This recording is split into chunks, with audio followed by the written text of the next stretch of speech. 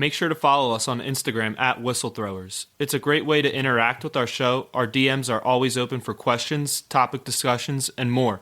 You will be able to find our new episodes and other announcements there. I think that this Eagles squad is probably the worst performing 5-0 team that I have ever seen.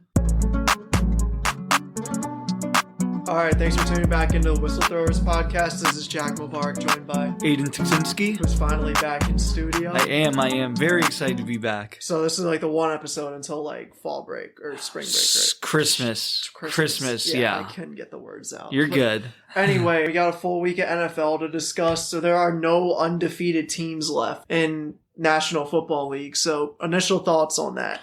Initial thoughts, the team that came out the best this weekend, the Detroit Lions. Yep. Because the Eagles and 49ers both lost in games that everyone had them winning. The Lions were the only team this week playing another team with only one loss.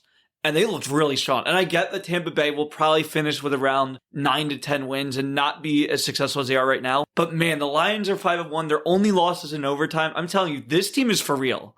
And people are going to start realizing it, in my opinion, especially after the way that the Eagles and 49ers look. Yeah, I'm definitely seeing it now. Amon-Ra, that was his come out game this season. Thank you, by the way, rostered on my team. But yeah, honestly, I kind of want to get this out of the way because I know, it's honestly great that Slay's here because he'd be pushing back on me so much. But I think that this Eagles squad is probably the worst performing 5-0 team that I have ever seen to this point. Yeah, it's hard to say that you're bad at 5-0. Look, they haven't looked strong. I will say the 49ers, which is the team that everyone was super high on at 5-0, looked equally as bad. And they also are beat up too. Yeah, in that one game, though. I mean, Brock did set them up to win, and it was the kicker that brought them straight out of it. I do agree with that. But at a certain point, look, if the 49ers are missing the same amount of players as the Eagles are, they would also be in the same boat. Yeah. The Eagles it's a underperforming team for sure at 5-0, but they're still 5-0. They're still in a great spot. They just need guys to get healthy. Mm-hmm. I think once that happens, they'll look better. Look, you're without Jalen Carter. You're without Darius Slay. You still only lose by 6 in a game where the defense actually played pretty well. The offense, there's a lot they need to work on. The Eagles just signed Julio Jones. I don't like the signing in terms of the fact that you're adding another wide receiver to take targets away from Smith and Goddard, who are already receiving less targets. I like him for the fact that you can use him in the red zone. The Eagles have really struggled in the red zone. I don't even need Julio Jones in the open field. Bring him in the goal line situations to have a big body wide receiver, which the only guy you have similar is A.J. Brown, but he's not even big enough, in my opinion, to get those type of receptions that I think Julio could get. Well, the only thing about it is, he had stints in Tampa Bay and Tennessee, and it just didn't really work out. And the receiving core is way more talented on the Birds than either of those receiving cores. So who was his quarterback in Tampa Bay? Tom? Was it? Okay, it was. Tom. Okay, so it was Tom. And then Ryan Tannehill. Yeah. So I understand there, but Tom Brady, no excuses. No, that wasn't even the year he was that bad. Right, but you also have to remember that there was a lot of other receivers in Tampa Bay. Yeah. Mike Evans, you got there was a lot of other weapons taken away. Julio got hurt. I understand they're great, but the Eagles receiving core is better than Tampa's, so how is he gonna get I would agree with that, but I just think that you can get those red zone targets. That's where they need to utilize. I honestly think that's the biggest reason why you make that signing. Yeah, I mean, I just don't have high expectations at all. It could pay out great. Right. But I think that's the thing. It's a 1-year deal for a veteran who brings in that experience. It's still a young receiving core. As great as A.J. Brown is, he's still only 25. Mm-hmm. Smith is only in his 3rd year. Goddard is the most veteran out of all of them. But even him at tight end, that's over A.J.? Goddard came in 2018. A.J. came in 2019. Okay. So it's a year more of experience.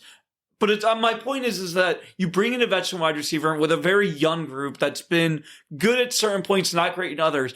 I think that that's the biggest reason why the Eagles did the signing. And look, the way that Howie has managed this team, I will not doubt him until he makes more mistakes, which he just hasn't done recently. It's not at all on him. It's just the offense in particular. Honestly, if you showed me strategic plays from the first 5 games, I would not guess their record is undefeated past prior to this week. But they're not really obviously the run game was playing amazing up until last week, but something is not right with Hurts. Like he's not looking like last year's Hurts at all. And the offense, like, I don't want to say it's like not gelling, but it looks awkward. Like, a lot. That's a complaint that I've heard from other people as well. The best thing that I can say is it's a new offensive coordinator who's still trying to figure out the system. It's a new group of running backs, and as great as they looked, you still need to sort of get adjusted to them in the pass game, which I think they do need to work on a little bit more. And I think it's more pressure on Jalen Hurts because of the success he had last year. Now he has the contract. And it's also the fact that defenses are starting to figure him out. Yeah. The moment that happens, it's going to be a completely different ballgame. I think, to me, it's just that the Eagles need to realize that defenses are starting to figure out how to shut down Hurts. And therefore, you need to sort of plan around what other defenses are doing. Look, they played great against Tampa. As low scoring as it was, not a whole lot of turnovers except for, I think, one pick. But those were, like, Todd Bowles is a great defensive coordinator. What they did against Minnesota was unbelievable, scoring 34 points against that team. I think that they've had moments. They just need to be a little bit more consistent. But there is something there, and I think people are missing that. Yeah, no, I'm not, like, counting No, I know. All, but, like, yeah, I guess we could talk about the Niners now because they were, like, the other team that should still be undefeated. Yeah. Is this like the Browns defense just being amazing or okay? Yeah, it has nothing. Look, the Browns offense was complete garbage the entire time. But I mean, you're without your best quarterback, your starting quarterback, and Deshaun Watson, who it seems like nobody in Cleveland knows the next time he's going to step on the football field. Yeah, what did he miss for? His shoulder, from what I heard. Yeah, but he was like about to play and said like, nah, not today. I don't. If I'm a Browns fan, I'm freaking out. Because I have no idea this quarterback that we just traded a bunch of picks for spent all that money, and it doesn't even seem like that he want. Like, I think he wants to play, but like he's also like seems like he's thinking like long term, but it doesn't really make sense because Cleveland's still winning games. And they showed it that their defense can still win without Nick Chubb and your starting quarterback against what was considered the best team in the NFL. Yeah, that was a statement game for them, but like I wonder like how long this will work for Deshaun, because like if you're gonna win without him, like you're just gonna cut the loss. Like I don't know if it's PJ Walker or DTR, but it's gonna be someone. I saw Dorian Thompson-Robinson play in that preseason game. I liked him. Yeah, he has a lot of look. He got thrown into one of the absolute worst situations you could possibly be in for a rookie quarterback. Yeah, he was playing the Ravens defense, right? And was told the day of that he was playing. So he had no time to prepare for one of the better defenses in the NFL. You can't expect a rookie to win on that. No. And I understand that PJ Walker has been more consistent in the NFL. Like, he's just a veteran quarterback that has won in situations where he had no right to win. He did it a couple times in Carolina. He did it this week too.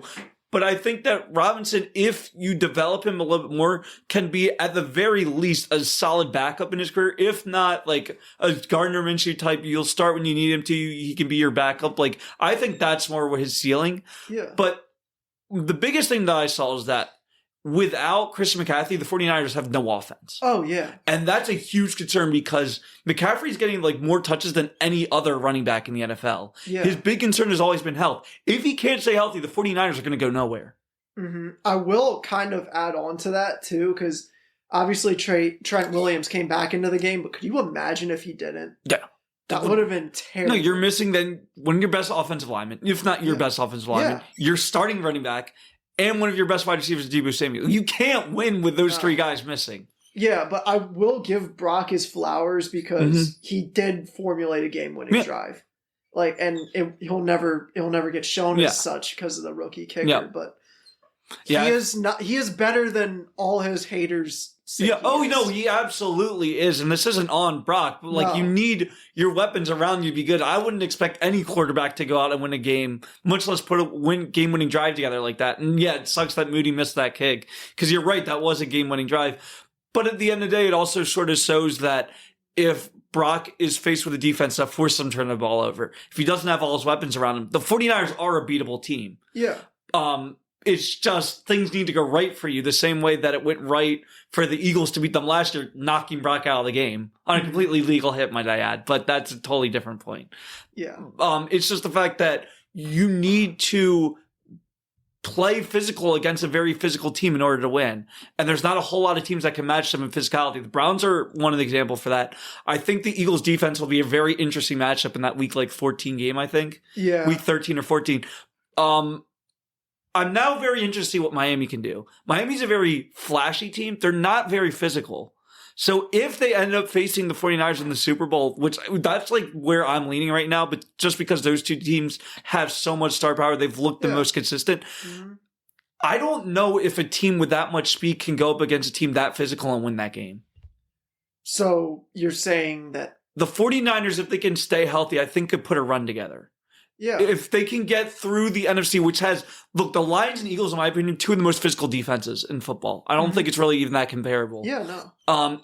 If you can make it through those two teams, I don't see a team in the AFC being physical enough to beat the 49ers. Really, any of those teams that are that physical. Yeah, no, they definitely are, especially the Chiefs on defense. Yeah, no, I actually kind of want to touch on the Chiefs. Look, we're going to criticize the heck out of the Eagles and 49ers, which we should. They rightly lost games that they should have won. The Chiefs looked horrible against Denver. Yeah. They've looked you can say the Eagles have looked inconsistent. The Chiefs have looked inconsistent too. They have too, yeah. But the only way I'm giving them a pass out of this is because I know the Broncos suck, but it is a divisional game. Yeah. It always goes down this way in divisional games unless something really goes wrong. Yeah. But yeah, we kind of did see the first couple weeks that Travis Kelce is the bread and butter of the whole offense. Yeah. And although he had 120 yards, they still didn't look that great. 19-8 is a weird score for a football game. I mean, Rashee Rice is your starting, outside of Kelce, Rice had 4 receptions for 72 yards, which is good, but no touchdowns. Yeah. Sky Moore is the most inconsistent wide receiver 2 or 3 or whatever he is, because he's not big enough to get red zone targets, but he's supposedly fast enough to get those deep balls, but they're just not getting to him. No. After that, you've got McKinnon, who's a backup running back, getting a couple of receptions. Kadarius Toney is what Kadarius Toney is. He'll get you a couple red zone touchdowns, but he's not going to do a whole lot outside of that. Yeah. So they just don't have a good wide receiver core, and I don't know how long they can keep winning games without any type of weapons outside of Kelce. If, God forbid, Kelce got hurt, I don't think that they can win any games. I don't either. Especially with... Did you see they restructured his contract so he's getting more money sooner? Which he should. He's the best receiver in quarterback. Yeah. It's just crazy. But at what point do you just say, I'm not going to be able to build around this team if I keep getting all this money? Right. Yeah. Yeah. I don't know what they could keep. Are you saying Kelce got more money or no? Mahomes got more money. Yeah, they restructured his deal. Yeah, he's getting $70 million or something this year. That's my whole point. Yeah, how do you build around and that? You can't. And that's the issue with quarterbacks. Look, that's why I think the Lamar contract, great. The Hurts contract, perfect. They're not as highly expensive as Mahomes. And Mahomes is structured great for as big as a contract is because it's spread out for so long. But you're right. You can't keep paying him that much a year, taking that much salary away. And it can work. It can only work if you're drafting right at the skill positions. And they're just not. Yeah, I think they have something in Rice, but he's not moving the needle. He's not there yet, and the issue is that with Rice and Kelce, I don't know if that's the type of 1-2 punch that can win you playoff games. Yeah, I feel like they're expecting a lot out of Pacheco, but you can never really expect a lot out of a running back anymore. No, I mean Pacheco's been above average at the running back level, but it's still the fact that you're running back in a pass-heavy offense. You're just not going to get a lot of touches. And the thing is that the Chiefs' offensive line isn't good enough to get you 100 yards. Even if getting 16 carries, which is what he had. Yeah. So, I really like him as well. I just don't think that he can get anywhere close to the level where I think he can get just because the Chiefs don't have the money to allocate to the offensive line. I do want to touch on the Lions game because... this was a highly anticipated matchup, and obviously Baker Mayfield is the quarterback over there, but the defense is pretty solid in Tampa, and everyone thought this was going to be a close matchup and even an upset matchup this week. But the Lions prevailed. The offense was insane this week, even with Montgomery went out in what quarter? I don't remember what quarter he went out in. But he didn't play the full game. He did not play. And even when he played, he didn't look that good. And that's like kind of what was carrying them the last couple of weeks. And like Craig Reynolds had a better rushing performance. Even, he had one more rushing yard on 4 more attempts. Yeah. So like this came down to Jared Goff had to win them the game. Jared Goff won them this game. Oh, yeah. I mean, he only had 14 incompletions, which is great when you're attempting 44 passes, 353 yards, 2 touchdowns, no interceptions, 8 yards per average for a pass. That is like the numbers that we were expecting Goff to put up when he was first drafted. Oh, yeah. And he never really showed that. There was points where he showed that in LA. Yeah. He started showing that last year. He just looks so comfortable in Detroit with the weapons around him.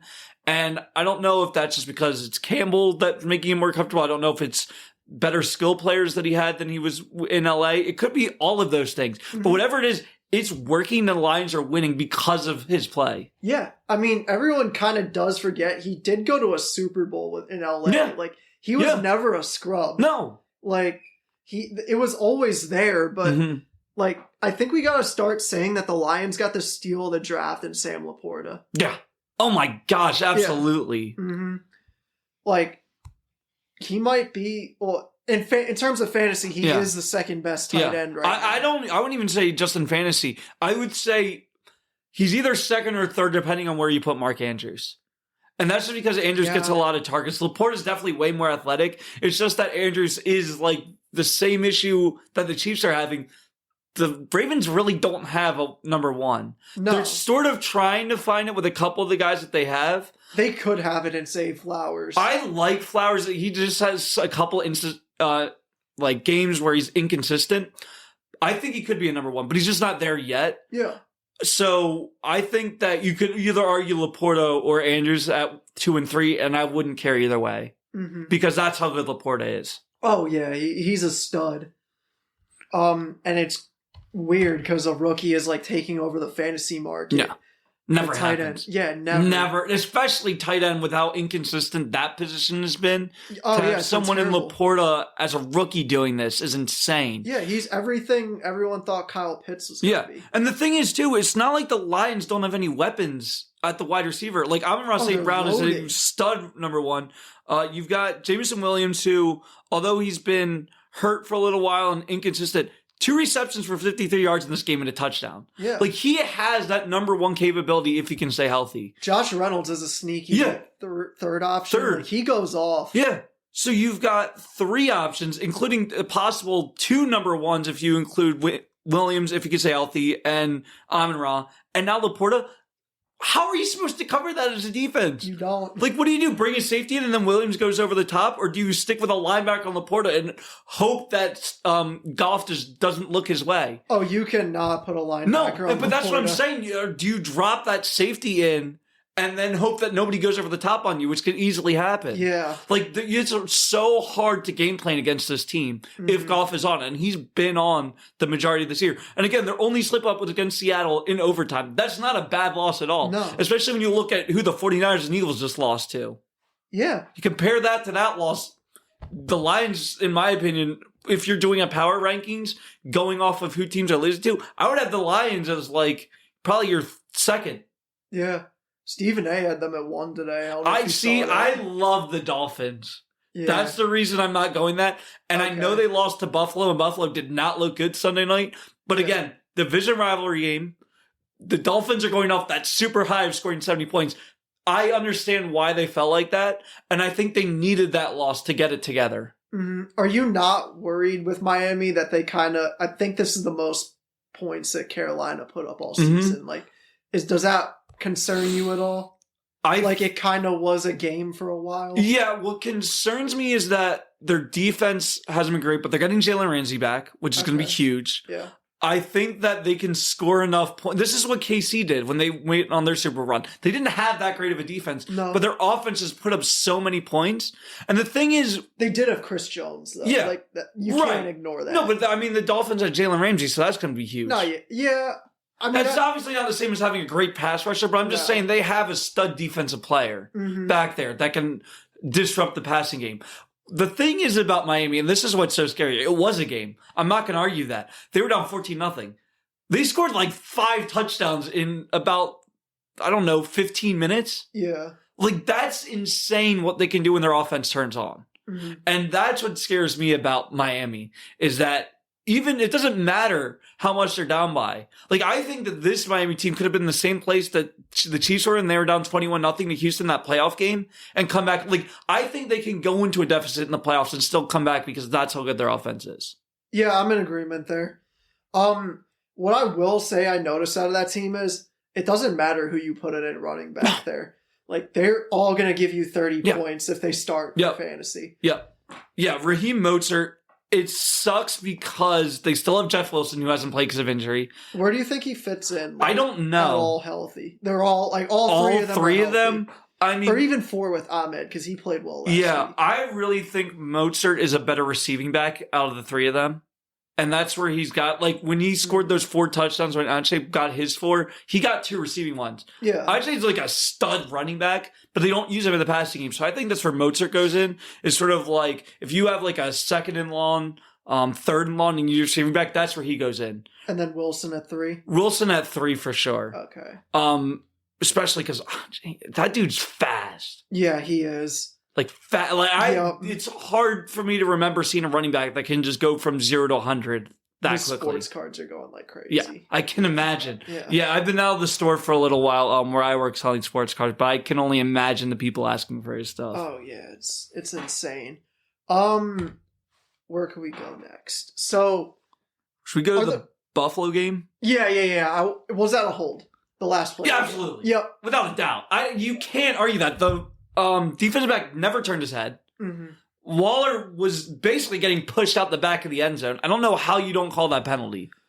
The only way that it makes sense to me is, like, they called the same exact penalty the last play. Yeah. Like, but I don't get that. It's so stupid. Mm-hmm. Like, they'll interfere with games when they shouldn't, but when they really should, they keep the whistle in their pocket, which it really frustrates me because, like, there's been so many games that should have been completely flipped through officiating. Yep.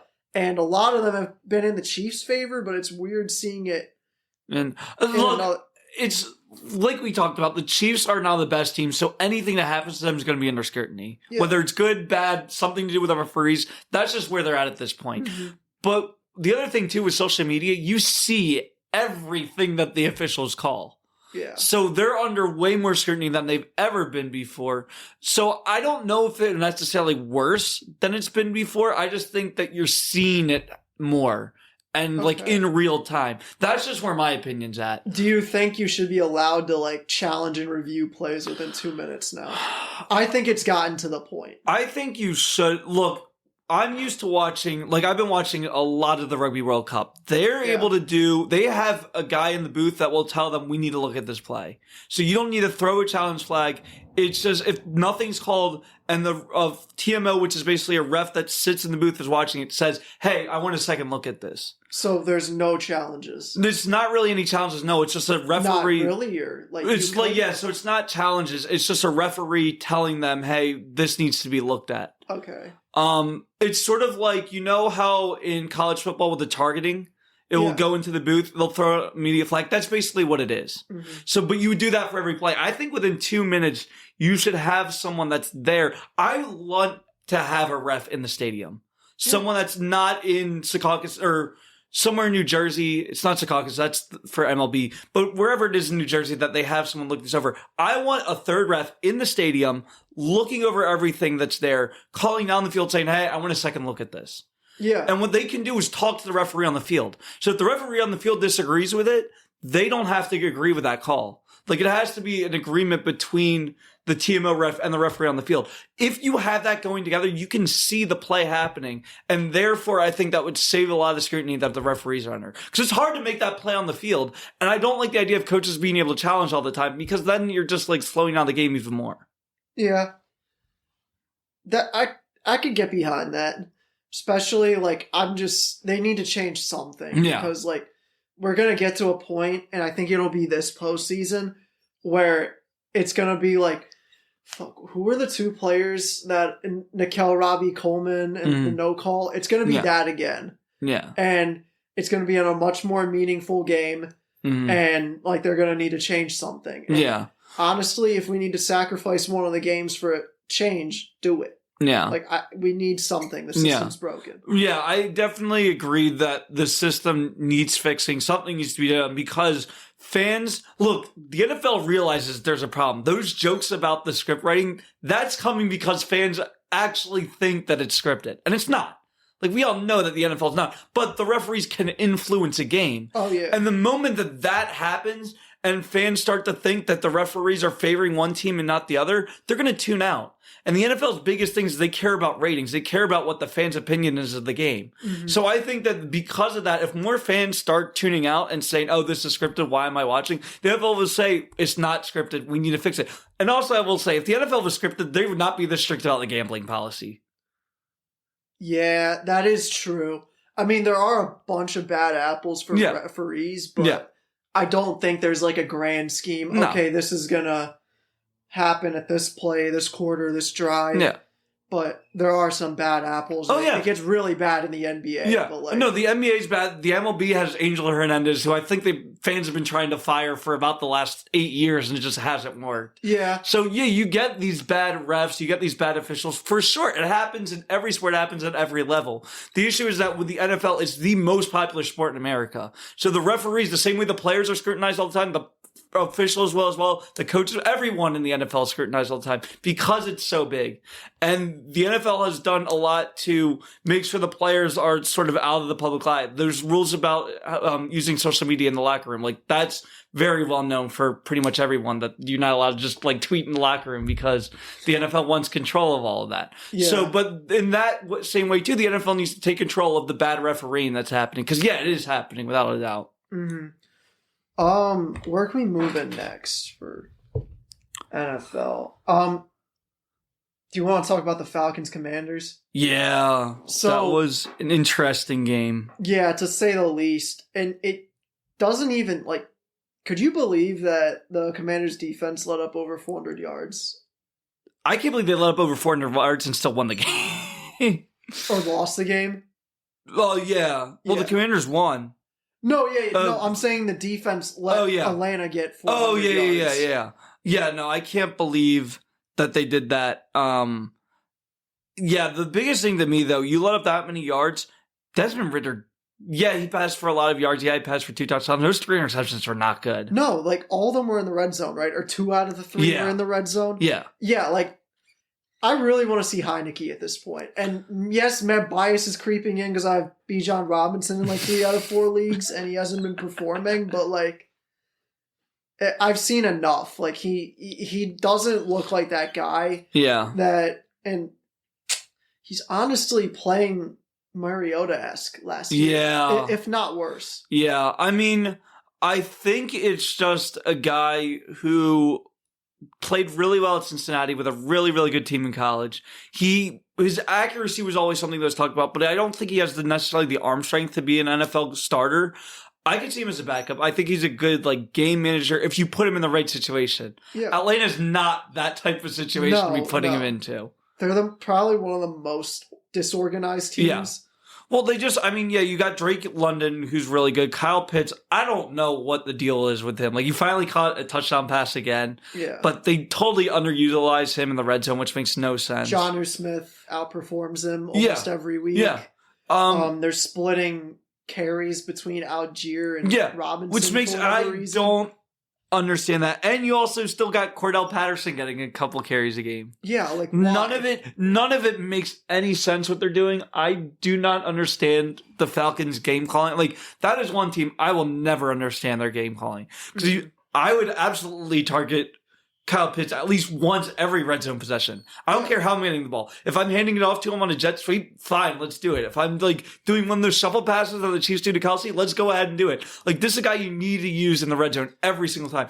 Robinson, you can target one time in the red zone. Like, you have all these weapons. There's no reason why you should only be scoring 16 points, getting 400 yards of offense. They literally take out Robinson as soon as they go into the red zone. It's insane. I don't get, like, this is a guy, it's the same thing that we talked about before with other running backs. This is a dude that was labeled a 3-down running back in college. Yeah. Why are you not using him in 3-down situations, especially in the red zone where he excelled at Texas? Yeah, I get like Algiers not a scrub or anything. No, he's not. You need to move him. Like you can get something. He should not be getting the same amount of carries as Robinson. No, that's inexcusable. Yeah. And I notice they only do that like when shit starts hitting the fan. Yeah. And I get really scared when shit starts hitting the fan because I know that my fantasy team is just gonna suck. But yeah, well, if we're going to talk about fantasy football, I need to just vent my frustration. Yeah. Austin Eckler falling a foot short of the goal line because I would have won had he scored that touchdown. It is a weird dynamic because I noticed like 3 different teams elected to pass at the 1-yard line this week. And all of them had like amazing running backs. Like, what was it? Austin Eckler of the Chargers, Derrick Henry of the Tennessee Titans. I'm forgetting the third team, but you know what I'm getting at. Mm-hmm. Like, why? Why? I mean, look, we've criticized Staley's play calling on the show multiple times, so I understand that. I don't know what Variable's doing. He loves Derrick Henry, obviously. And I don't know why you don't just like hand the ball off to him. And yeah, there's so many, like you said, so many other situations where it happens where you have this stud running back and you're like, nah, we'll just pass the ball. Mm-hmm. I mean, it worked for the Chargers because the play they ran, that play they ran on the 4th down, as much as I hated because I lost in fantasy because he didn't hand it off to Eckler, I like that they used the design of him running out like on the inside. And then they had, like, that was a good play call. Because that was an amazing play. Yeah, because they still used the running back as a fake. Yeah. That I understand, and I do understand that they still passed it to Eckler at like the 1-yard line, because if you have a running back that's a 3-down, can catch the ball, absolutely pass it to him. I'm not mad about that play calling, but there is a couple of times where they got in the red zone and just looked to pass every time. Like, you don't need to do that if you have a running back. Mm-hmm. And there's a lot of teams that have good running backs. So yeah, I just feel like when they get in the red zone, they get almost tense. Like, they don't know what to do now that there's only like 5 yards to go instead of the extra 100 yards or whatever. Yeah. And I think that teams just don't have good play calling in the red zone. And I've seen it across the league. Like, this isn't just like a one-team thing. This is sort of like a phenomenon that's happening across the NFL for almost every team, no matter how good they're not. The one team that doesn't seem to happen to is the Dolphins, but maybe that's just because they're scoring so many plays of like big plays that they don't even need to worry about the red zone. Yeah. I do want to move in. I think this is the last team we should talk about. It's the Chargers and the Cowboys because, like, the storyline. Yeah. Like, this was probably, like, the most pressure-filled game of the whole week for both teams. And the Cowboys came up clutch. Justin Herbert choked on the game-winning drive. Yeah. What are your thoughts on him? On Herbert? Yeah. He puts up great stats, but I think a lot of it has to do with Staley, but you don't choke a game in the playoffs the way they did against Jacksonville and not blame the quarterback a little bit. And it was not all Staley's fault. And I think this is sort of the problem with Herbert is he'll put up great numbers. He doesn't typically turn the ball over that much. Like, his only interception last night was on that game-winning drive. So for most of the game, he put up great numbers. I just feel like when the game comes down to it, he's just not clutch enough for me. Mm-hmm. Like, if I'm thinking of great quarterbacks to win me games, he's not anywhere close to my list. No. Even of current quarterbacks, I wouldn't have him close to the top 5. Yeah, just because he doesn't seem to have that factor to him. And it's unfortunate because he has the athletic ability. He has the arm strength. He has the accurate. Like, he has all of those qualities you want in a starting quarterback, but he just doesn't have that clutch gene that you need to be successful. And I just haven't seen it yet, and I'm worried that I'm not going to see it because the Chargers are already falling out of contention. Yeah, they're in a really bad situation. Like, they're either going to have to make serious moves or commit to a rebuild, and that just doesn't fit his timeline. No, and I mean, here's the thing. The other teams ahead of them, like the Jets now with that win against the Eagles, are 3-3. There's a lot of 3-3 teams that are ahead of them. I know they had the bye weeks, so they're 2-3, but these are games when they're close, you need to win them because of how close this race is going to be. Cincinnati's looking a lot better too. They won, like I said a couple weeks ago, where they need to win those 2 games before the bye. Well, they won them. Yeah. So now they're back to 3-3, and Burrow's looking much healthier, which is a great sign for Cincinnati. So now you got to worry about them for the wild card. You got to worry about the Steelers, who are just finding ways to win. Yeah, somehow. I don't understand that. Yeah, no, I don't either. And I don't know if they're going to keep doing it, but I don't know if a lot of these teams are going to keep doing it. But do you want to take that risk of losing close games like this and hoping that one of those other teams are going to fall out? Like, no, because this has happened to the Chargers before where it came down to that game against Vegas where like they needed the field goal to win, or if they had tied, it would have been another team going to the playoffs, and they barely won on that one. So like this seems to keep happening to the Chargers, and they need to find a way to not let that happen to them and to get more consistent. And it's just not happening. Yeah, no. And on the flip side, I think the Cowboys are just like, I'll say this, like it feels like they're just walking on a tightrope. Yep. And one side is like, oh, we're legit. And the other side is like, we're bums. And they're always teeter-tottering and like making you seem like they're going to go to the championship side, but then they'll always fall to the bum side. Yeah. Like, when they're getting their fans' hopes up already. Yeah. For some reason. Well, I mean, here's the thing. They're just the best way to put it, they're such a bipolar team. Yeah. I mean, how do you lose to the Cardinals and then beat the Patriots 38-3 and then the next week on Sunday Night Football lose to the 49ers 10-42 and then come out and look mediocre against the Chargers but still win the game? Like, nothing about their team is that consistent, and it's a problem. And Kyle Schwarber just hit another home run this game. Sorry, we're watching the Phillies game as well. I thought we were on defense for a second. That's I why did too. Made that face, but okay. That's good to see. But anyway, going back to the Cowboys, I do think that they need to find that consistency. I will say they haven't looked great in their 2 losses. They're still 4-2. Yeah, they have the talent to get it together. They have the coach with the experience to make deep runs, as much as McCarthy gets blamed for a lot of those losses in Green Bay, as he rightfully should. But this is still a guy that has playoff experience, that has the regular season experience. They should be much better than they're at. But again, they're still 4-2. They're still in a great spot, especially because the Eagles lost. And their schedule isn't nearly as hard down the stretch as the Eagles. So, I mean, their last couple of games are pretty bad because you got the Seahawks, Eagles, Bills, Dolphins. Like, that's a tough stretch. They might win the division. They could. I mean, they have the talent to. The Eagles have the talent to. I don't know which one of them is going to get together first, but one of them has to. Yeah. Because neither of them, I don't think, are like a fall to the like win by losing a bunch of games and just happen to fall in the first place. Like, I think both these teams are too talented to do that. Yeah. So it's just whichever team gets together.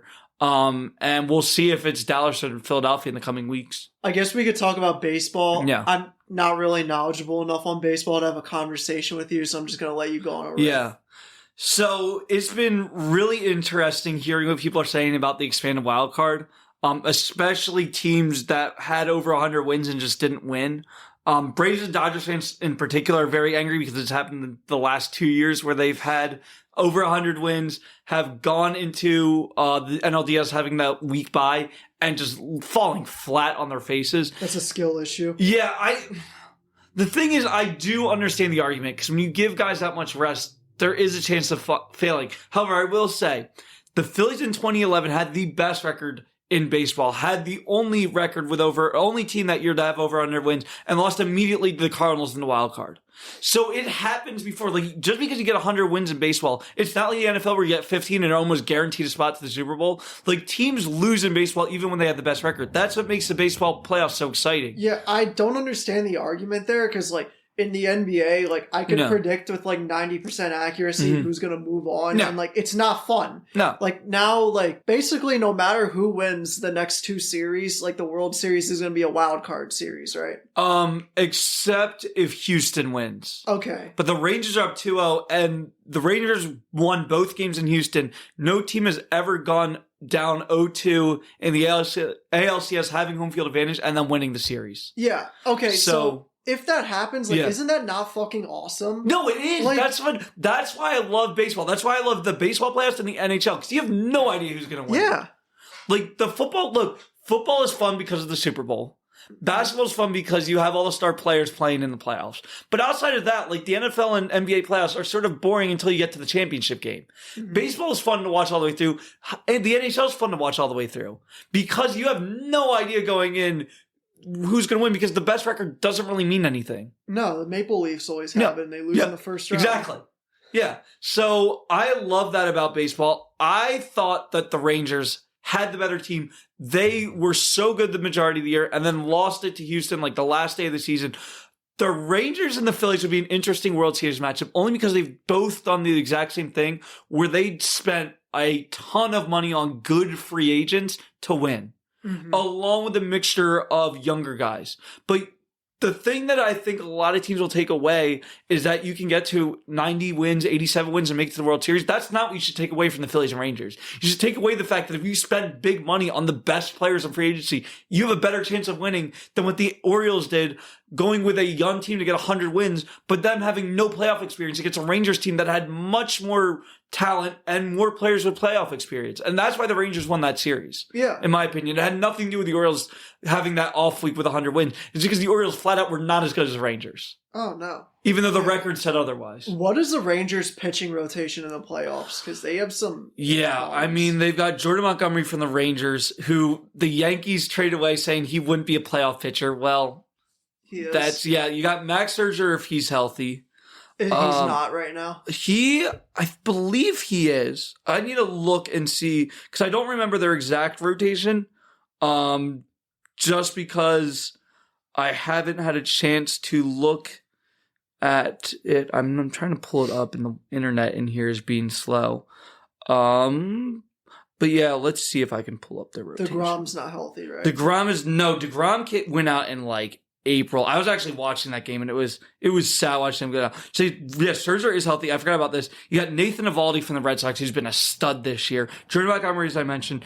John Gray, who's like on and off, but he's their fourth pitcher, so you really don't need to use him unless you go to a game 4, which at that point you're going up against. Like, I'd rather have John Gray as my fourth than a lot of other fourths that are in baseball.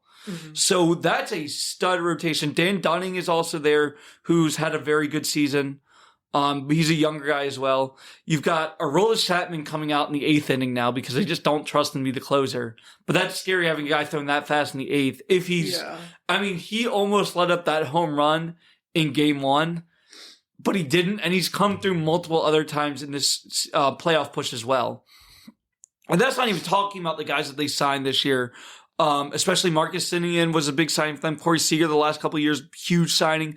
Like, those are signings that are going to get you in the World Series. The only thing else I need to add is I really hope for a Phillies Rangers playoff or a World Series. I don't want the Astros making it. No. And obviously being a Phillies fan, I'm a little bit biased, although I do love the Diamondbacks, and I wouldn't be as upset as last year if the Padres had beaten the Phillies if the Diamondbacks somehow win this series. Because I just love Corbin Carroll. I think he's one of the best rookies that we've ever seen play baseball. He's a rookie? Yeah. Damn. Yeah. Their defense is awesome to watch, but I do really want to see a Phillies Rangers because I just think that playoff, like that World Series could go in 7 games. Oh, yeah. I 100% believe that. I want to see the two best, in my opinion, the two best teams with the same way that they spent their money play against each other and see which team spent their money better. Yeah. That would be the battle of the dollars. Yep. 100%. Anything else? That's it. All right. We'll see you next Saturday.